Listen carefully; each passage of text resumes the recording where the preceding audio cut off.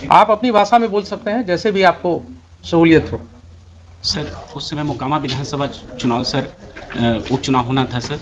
उसमें सर बहुत सारा हम लोगों को इनिशिएट करना पड़ता है right from the after announcement of the election and after the conclusion of the election. इस पीरियड में सर जो प्रिवेंटिव एक्शंस के तहत प्रोसीडिंग्स इनिशिएट करने पड़ते हैं सर। कोई तो बेसिस होगा ना एसडीएम साहब। सर ऑन द रिपोर्ट हम भी उस गांव के अगर रेसिडेंट हों, मान लीजिए हमारे गांव में एक थाना हो और हम वहां के रेसिडेंट हों, तो हमारे खिलाफ 107 प्रोसीडिंग करने के पहले कुछ तो आप ख्याल रखेंगे हमारी इज्जत का भी।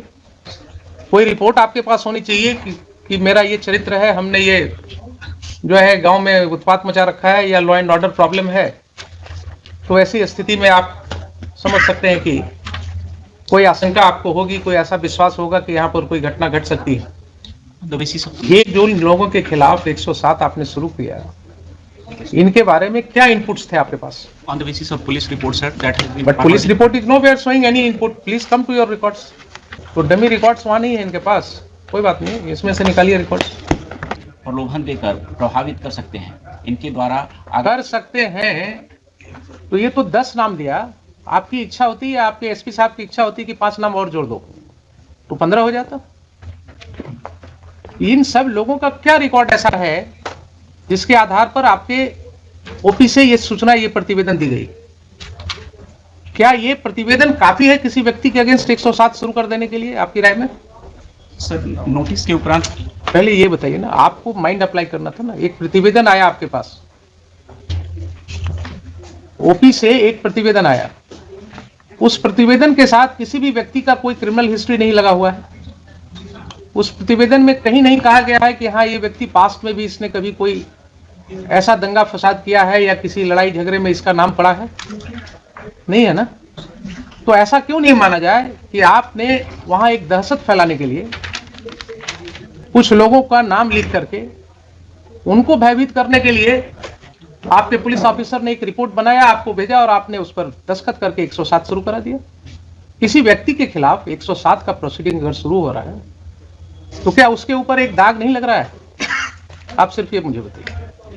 अगर आपके रिकॉर्ड पर, आप गए थे परीक्षा देने ना बिहार एडमिनिस्ट्रेटिव सर्विस की, आपके ऊपर अगर 107 की एक कार्रवाई का जिक्र आपके रिकॉर्ड में होता तो अपने परीक्षा फॉर्म में आपको लिखना पड़ता कि नहीं पड़ता कि पूर्व में 107 में कार्रवाई हुई है मेरे अगेंस्ट? जरा मेरे सवाल का जवाब दीजिए, लिखना पड़ता कि नहीं? इंटरव्यू होता, उसमें जो लोग होते हैं वो आपसे पूछते ना कि अच्छा ये 107 क्यों हुआ आपके ऊपर, क्या जवाब आप देते? बोलते साहब ये तो पुलिस वालों ने ऐसे ही कर दिया, मेरा तो रिकॉर्ड बिल्कुल क्लियर है। क्या यही बोलते या कुछ और बोलते? जरा सर यही बोलते ना। इतने लोगों का तो आपने कैरेक्टर रोल लिख दिया sir, without their being any basis. हम ये नहीं कहते हैं कि आप 107 नहीं कर सकते। इन appropriate cases yes you should do, you can certainly do it, but इतने लोगों के खिलाफ 107 का नोटिस देने के पहले क्या आपको आश्वस्त होने की जरूरत नहीं थी कि हाँ इसमें से किसी व्यक्ति के विरुद्ध कोई शिकायत है, किसी ने कभी कोई लॉ एंड ऑर्डर ब्रेक किया है, किसी ने पूर्व में कहीं पिछले इलेक्शन के दौरान कहीं कोई दंगा फसाद किया है, ऐसी कोई रिपोर्ट है उस ओपी में? बताइए। सर, इनिशिएशन ऑफ प्रोसीडिंग में सर हम उनसे पूछते हैं कि क्यों ना आपसे सर ये लिया जाए बॉन्ड सच्चरित्र का। इससे सर हमने उसको कभी भी प्रोसिक्यूट नहीं किया। बॉन्ड लेने की बात है ना सर, आप उनको बोलते हैं कि साहब क्यों न जरा 107 निकाल ही लीजिए ना, क्या है आइए जरा, कुछ पढ़ाई लिखाई भी हो जाएगी इसी बहाने। लेट अस रीड, पढ़िएगा आप या वकील साहब पढ़ें, जो भी इच्छा हो आप पढ़िए। When an executive magistrate receives information that any person is likely to commit a breach of the peace or disturb the public tranquility or to do any wrongful act that may probably occasion a breach of the peace or disturb the public tranquility and is of opinion that there is sufficient ground for proceeding, is of opinion that, धीरे धीरे पढ़िएगा जरा उसको, sir, इसी में crux है। and is of opinion that there is sufficient ground. So mere receipt of information is not something कि police ने एक भेज दिया लिख करके and you will put a signature. आपका पेशकार जो है वो बोला साहब बना दिया हमने, अब दस्तखत कर दिया जाए, आपने दस्तखत कर दिया। Provision says is of the opinion that there is sufficient ground for proceeding. Who has to form this opinion? You have to. You have to form the opinion, not only prima facie. Please understand.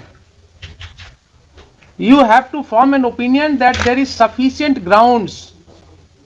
Sufficient grounds is something more than that. Police जब chargesheet file करती है तो उसके साथ पूरा investigation का ब्यौरा होता है, केस डायरी होता है ना कि साहब ये एफआईआर हुआ, हमने इसको ऐसे इन्वेस्टिगेट किया, इन्वेस्टिगेशन में इतने गवाहों का बयान लिया, ये इंजरी रिपोर्ट आया, ये पोस्टमार्टम रिपोर्ट आया, ये मेडिकल रिपोर्ट है, and finally on this basis I come to a conclusion that there are sufficient materials to proceed against the accused, therefore I am filing charge sheet.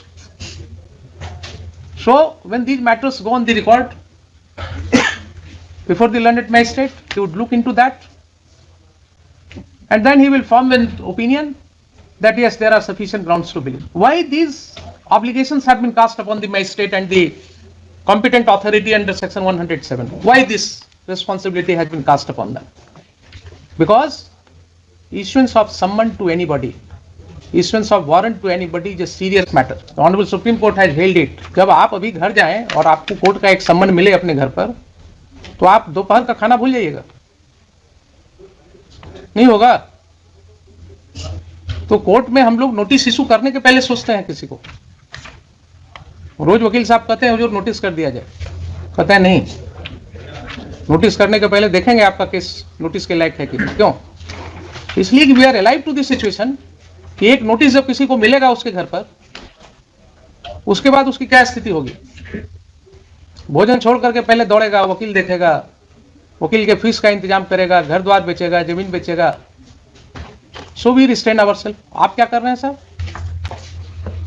आप तो बिल्कुल कुछ नहीं कर ही नहीं रहे। आपके पास कोई मटेरियल ही नहीं था टू फॉर्म एन ओपिनियन। आपने 107 पढ़ा ही नहीं कभी। चूक हुई है यहाँ पर कि नहीं हुई है? क्या लगता है आपको? ये प्रोविजन आपने कभी इस तरह से पढ़ा नहीं होगा, आई बिलीव। नहीं पढ़ा था ना। अब आप देखिए कि क्या हुआ। आपने एक दस्तखत कर दिया 107 के ऑर्डर को, उसके आधार पर क्या क्या तांडव हो गया। अगर ये गलत ऑर्डर आपने नहीं पास किया होता तो आगे कोई बात ही नहीं होती। तो ये सारी कार्रवाई के तो दोषी आप हो गए। Your order without application of mind, without following the law, has created all this trouble. I mean, I find myself totally disturbed how this is happening. SDO is making false statement in FIR. SDM is not applying his mind before issuing summon to anybody. Police officers arresting anybody on a mere allegation without knowing the judgment of the Honorable Supreme Court. Are we living in a situation where we can understand rule of law? It's really being implemented. अब ये आपको हम पढ़ावे court में हर officer को बुला करके संभव है क्या? इसीलिए आपको बुलाया था। It's a very disturbing feature. आप क्या पुलिस के कहने से कुछ भी कर देंगे? पुलिस के कहने से without looking into any material किसी को समन कर देंगे? सर इलेक्शन पीरियड में तो इलेक्शन पीरियड में आप क्रिमिनल बना देंगे लोगों को क्या? डिस्टर्ब करेंगे लोगों के फैमिली को, पीस को। आप ये बताइए ना, you are a citizen of the country, I am asking you very dispassionately. यही घटना आपके साथ हो तो क्या आपको समझ में आएगा?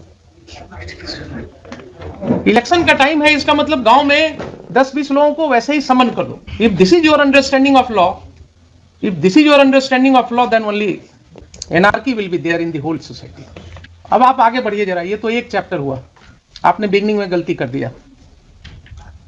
सेकंड जरा देखिए, आपने जो सम्मन इशू किया, वो सम्मन का तामिला कहीं है आपके रिकॉर्ड?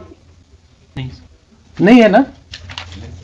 तो सम्मन का जब तामिला रिपोर्ट नहीं है आपके रिकॉर्ड पर, तो आपने वारंट कैसे कर दिया?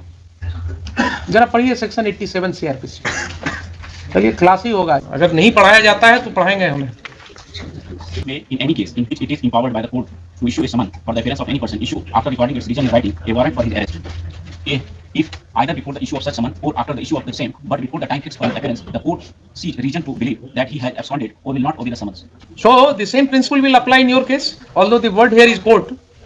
कोई रीजन आपने लिखा क्यों वारंट कर रहे हैं? नोटिस थाना के माध्यम से तामिला किया गया, द्वितीय पक्ष अनुपस्थित। कहाँ है तामिला रिपोर्ट? कहाँ है तामिला रिपोर्ट? नहीं है ना? फिजिकली नहीं है रॉन्ग स्टेटमेंट रिकॉर्डेड ऑर्डर में sir. Your order sheet is saying कि तामिला थाना के मार्फत से किया गया। कोई मुझे दिखा दीजिए ना, कोई रिपोर्ट है थाना का। तो आप क्रिमिनल बना दीजिए लोगों को। फिर अगर ये आपका जवाब है तो आप लोगों को क्रिमिनल बना दीजिए। बना दिया आपने इतने लोगों को। शॉर्ट पीरियड है, यही सब हम रिकॉर्ड कर देते हैं। आपका एक्सप्लेनेशन, आपका यही एक्सप्लेनेशन है कि शॉर्ट पीरियड था इसलिए हमने कानून की धज्जियां उड़ा दी।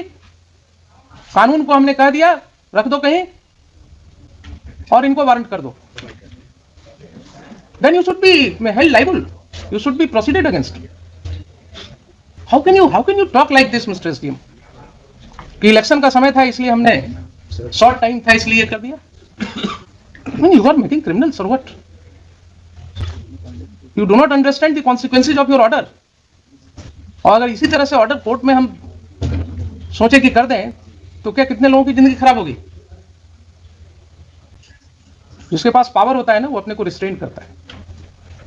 पावर का मतलब ये नहीं ना कि वो पढ़े ना, बचपन में कहीं पढ़े कि नहीं, शुद्ध नदी भरी चली तराई। बचपन में बड़ों ने सिखाया होगा ना कि जिस पेड़ पर फल लगता है वो पेड़ थोड़ा झुक जाता है। कोई तामिला रिपोर्ट नहीं है फिर भी आपने वारंट कर दिया। सर उस समय तामिला जो होता था सर, वो हम लोगों को रिकॉर्ड कर सर जो व्हाट्सएप से या फिर ओरल तामिला लगा दिया जाता था सर, और नेक्स्ट डेट पर सर हम लोग उसको अगर आकर के बॉन्ड दे देते थे तो फिर वो खत्म। और अदरवाइज अगर आपके व्हाट्सएप पर आया था तामिला तो कोर्ट में भेजने के पहले रिकॉर्ड आपने उसको भी लगा दिया होता या आपने जवाब में भी लिख दिया होता। कहां कहां क्या क्या एक्सप्लेनेशन लीजिएगा आप बताइए। सिखाया गया था कभी कि नहीं? ये सब तो बड़े लोग सिखाते थे बचपन में कि जब पेड़ पर फल लगता है तो वो पेड़ झुक जाता है। वो आपको पावर दिया, आपको एसडीएम बना दिया गया, आप पूरे मिसयूज पर उतर आए। बोलिए क्या करें इसका? सर फ्यूचर में ऐसा नहीं होगा। मुझे आपको माफ करने में कोई दिक्कत नहीं है। मैं जैसे मैं आपको माफ कर रहा हूं वैसे ही आपको ध्यान में रखना चाहिए कि माफ करना भी एक गुण होना चाहिए। माफ करना कोई गलत नहीं होता है, माफ करना भी एक गुण होता है। तो आप भी जब लोगों से डील कीजिएगा ना तो इस चीज को ध्यान में रख करके कीजिएगा। अगर भविष्य में इस तरह की कोई बात आई आपके विषय में तो court will take very seriously. मैं नहीं चाहता हूं आपके भविष्य को खराब करना।